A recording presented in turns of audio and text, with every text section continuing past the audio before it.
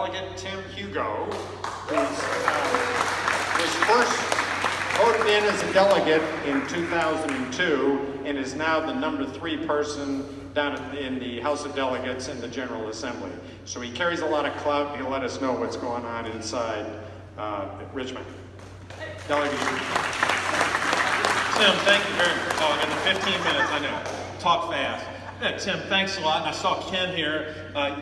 We got elected at the same time. In fact, if you come to my house, and Ann, you've been there, there's Cuccinelli bumper stickers still on a couple of my cars. And in 2002, in August, he was elected.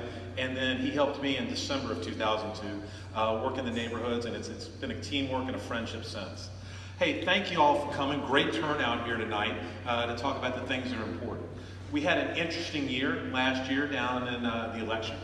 We had an interesting year in Richmond. Let me start with something else I know people are interested in and want to talk about. I think, I voted no, but I think some of our friends, and we made a mistake expanding Obamacare. I know some of y'all have been interested in that, but that's done. I think it was a mistake and it's over, and we've got to figure it out. But here's what I want you to think about. I know we just came through some kind of painful or everybody passionate primaries. And everybody had an opinion on who they wanted, whether it was EW, whether it was Shaq, whether it was Barbara, Nick, Corey, whatever it may be. But there is so much that unites us, and so much that keeps us, we're different than our Democratic opponents.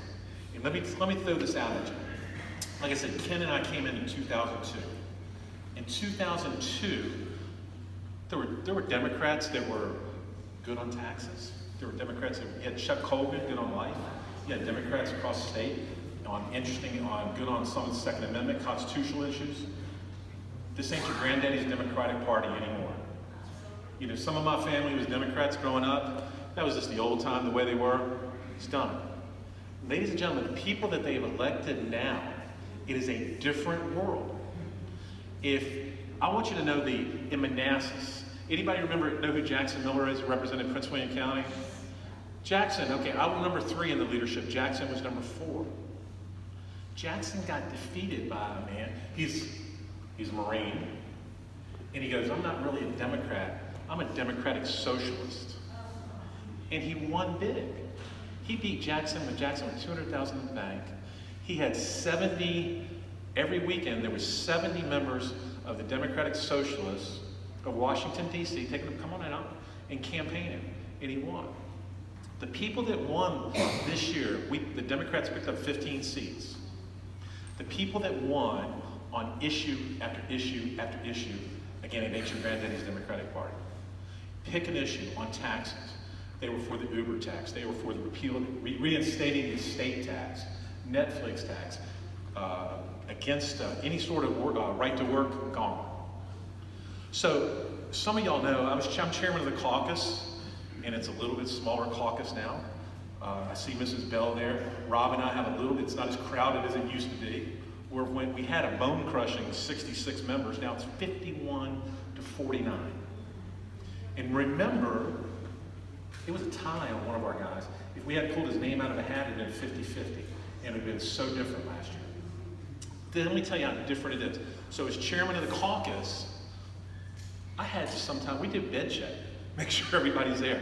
We had to check the next morning, make sure people show up, because the legislation's coming through, and you would not believe how many of the things were one vote. We had a guy sick this year, he was down in Texas, he had cancer. Vote after vote after vote on issues that you care about, on issues that are personal to you, on social issues, on business issues. For all my friends in the business community, so many of them 50 to 49. So ladies and gentlemen, this is what I'm saying. We have got to win elections here. We've got to win elections in Congress. In Richmond, we're one heart attack away from being Maryland, California, or Massachusetts. And that's not an exaggeration. When we're winning votes 50 to 49, we're one heart attack away. The business community better be scared. Because like I said, some of y'all, anybody here at 1099 employees? Northern Virginia runs on consultants.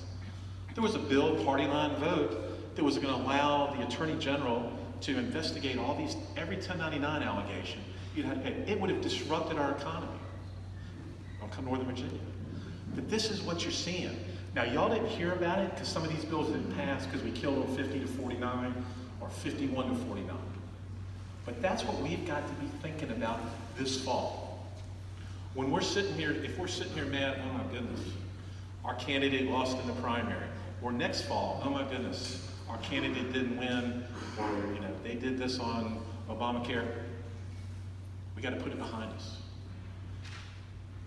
One heart attack away from being Massachusetts and Richmond, let me tell you, we're 1 or 2 elections away from Nancy Pelosi as Speaker, and that better strike fear into everybody's heart.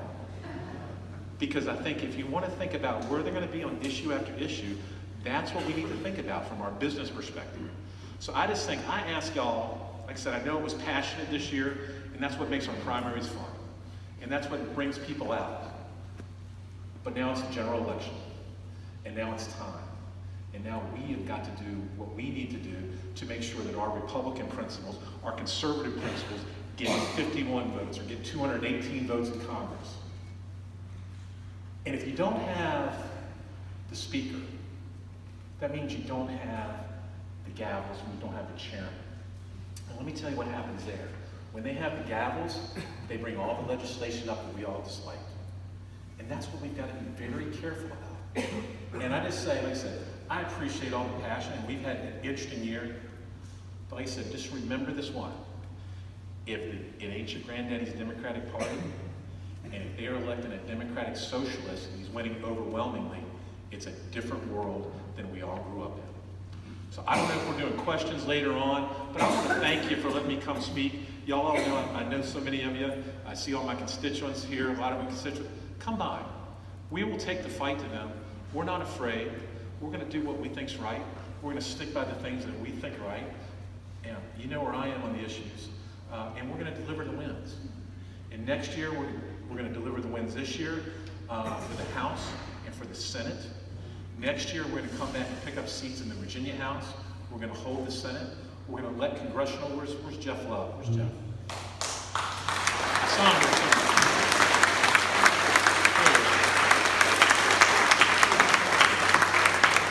But all of you, everybody, I'm just saying, I've seen the emails. We got to put yesterday's behind us, last Tuesday's behind us.